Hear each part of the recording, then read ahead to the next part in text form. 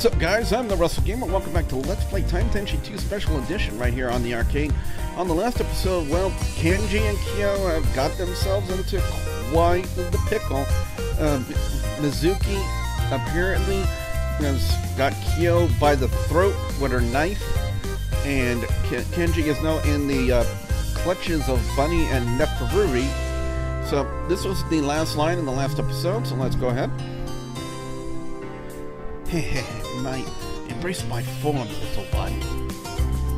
As the bunny girl released me into the Egyptian's arms, Neferuri quickly spun me around before I could do anything and wrapped her own arms around my body. She chuckled slyly as she pulled me into the immense pillows of her increasingly gigantic bust. How is this a bad thing? I tried to escape, but I couldn't move her arms an inch, and her massive curves cushioned me softly but firmly from behind. I hate the writing of this game. My cheeks burned as I struggled in the buxom prison, while Neferuri seemed to hardly notice my presence. I managed to focus my attention on Bunny and saw the time window opening. What are you doing? Are you planning to go back in time and capture our time window? That was one of our potential plans, Kenji Johnson. One of the many plans I had set in place to cope with the many possible paths of Time's River. But thanks to you taking Bunny into your time, that will not be necessary.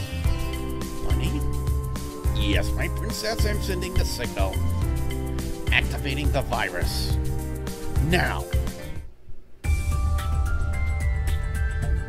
Ooh, I gotta give those two some serious credit. As Rose surveyed the handiwork of their future foe, she couldn't help but agree. While it was obvious that this new time window had been constructed from salvaged materials, there was no doubt that building it must have taken considerable effort. The new time window was about the size of a medium-sized house and consisted of a large circular platform with various machines and cables spilling out from all around it. There were 4 thick, massive pylons situated around the massive machine, which led up to a large, thick ring of machinery. And while the whole thing had an appearance of being patched together, there was no getting around the complexity of the equipment. On top of that, both the platform and the ring about were lined with 40 lenses, all of which were shining with power. Energy crackled between the ring and the platform as if this new time window was slowly waking up.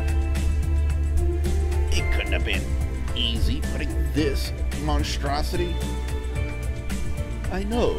Unfortunately, I'm not sure how we'd be able to destroy it. At least, how to destroy it completely enough so that Bunny and Mizuki could rebuild it. Tessa, how long has it been since Kenji called? Too long. You think he ran into the royal pain? Either her or Mizuki. I'd better call him and... Huh? Rose was suddenly cut off when a voice crackled over her communicator. Kenji! Rose! Tessa! Can any of you hear me? Tensei? But how? We didn't establish a link with you, and...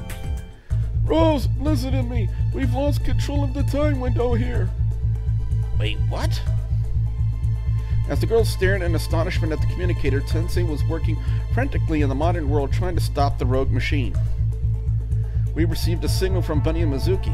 At first I thought they wanted to talk, but then something happened. All of the time window systems have been slaved over to their controls. What does that mean? What? How? As far as we can tell, there was a virus of some kind hidden in Bunny's quantum guard. It infected our systems when we scanned its programming, and now it's completely locked us out. I'm still trying to figure out how this can be possible. But whatever's going on, Bunny and Mizuki now have complete control over our time window. Tensei speared Michelle with a scowl before sighing deeply in frustration. Rose and everyone else that can hear me, you must stop them, no matter what it takes. I understand, Tensei. We're heading to the future time window now, and... No, you are not. Both Rose and Tessa span around in time to see the doors of the lab complex fully opened.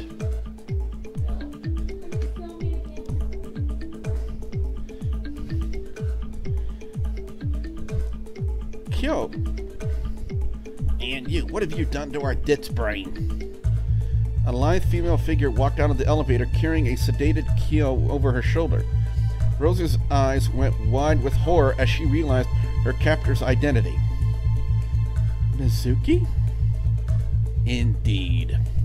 Rose and Tessa stared at the transformed Mizuki. Her outfit was far more revealing than before, and her breast had swollen tremendously as well. Okay, somebody just went full henshin on us. I think we have bigger problems right now. Indeed you do. With that, Mizuki swiftly hurled Kyo right at the other girls. Acting on instinct, Rose moved to catch the Japanese maid, only to wind up being knocked to the ground in the process. Realizing the dire situation, Tessa brought up her pom-poms and transformed them into morning stars.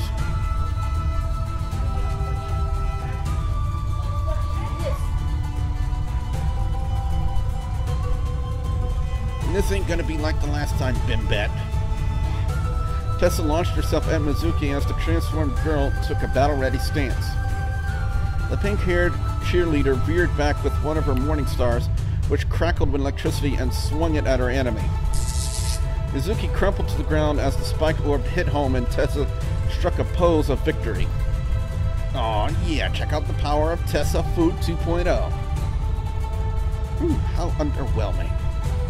What?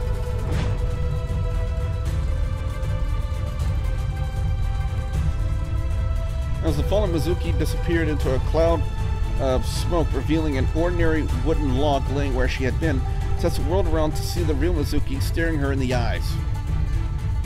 Ah, crap. Before Tessa could react, Mizuki raised up her katana and jabbed the hilt squarely into the pink-haired girl's face. With a pained cry, Tessa was sent flying away and fell to the ground near where Rose was climbing back up to her feet. Kyo, meanwhile, was slowly regaining consciousness. Are we winning? No, our weapons still don't work. Whatever happened to Mizuki, it must be protecting her. The powers of Princess Neferuri protect me. My skills have progressed beyond my former limitations.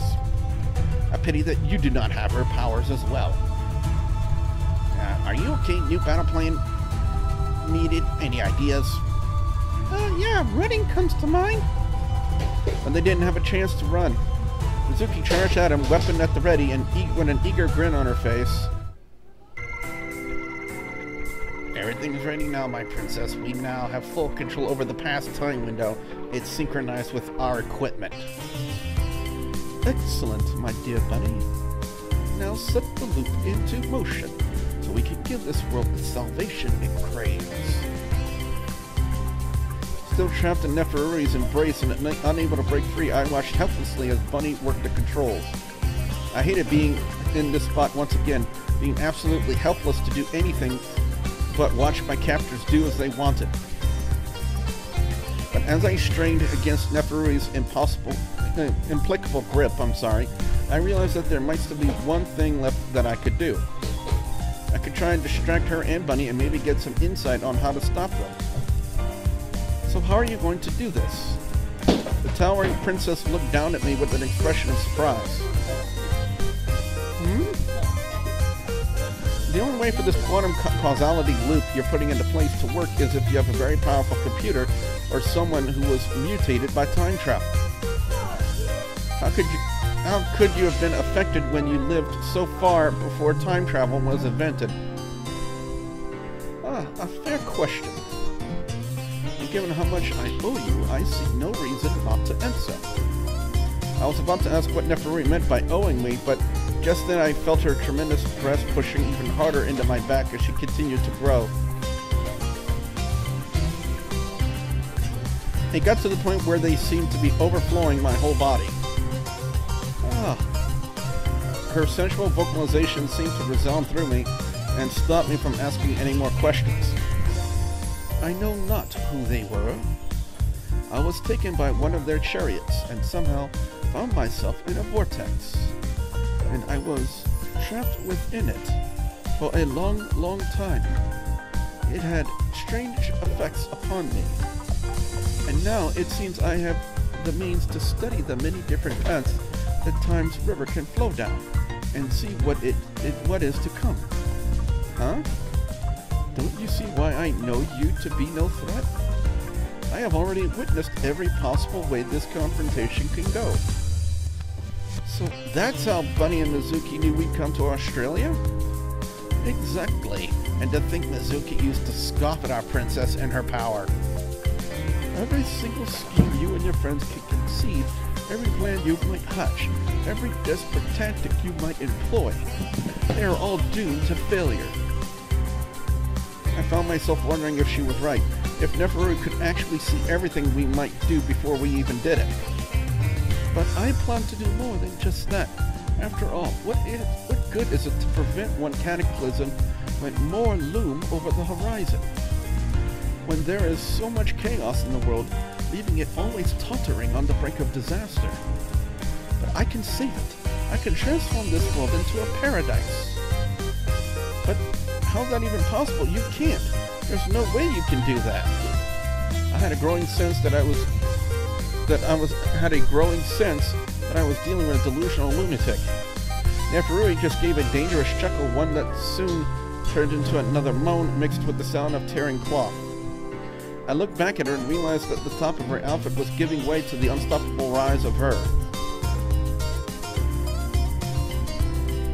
So close, so very, very close. Bunny? We're all set, and I finished switching all the systems to emergency power. That won't last long, but it should last long enough. It will last long enough, Bunny. Of that you can be certain. Now, do it!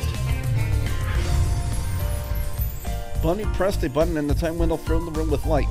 But before we find out what exactly happened, guys and gals, we're going to go ahead and call it an episode. If you guys like this video, be sure you slam that like button like a champ. And if you guys want to see more of Time Tenchi 2 right here on the arcade, you know the two ways you got to do it. You got to hit that subscribe button and hit that bell icon to turn on notifications so that way you never miss out on another video here on my channel. So with that being said, I'm your friendly neighborhood Russell Gamer, and I will see you next time right here on WGS TV. Bye, guys!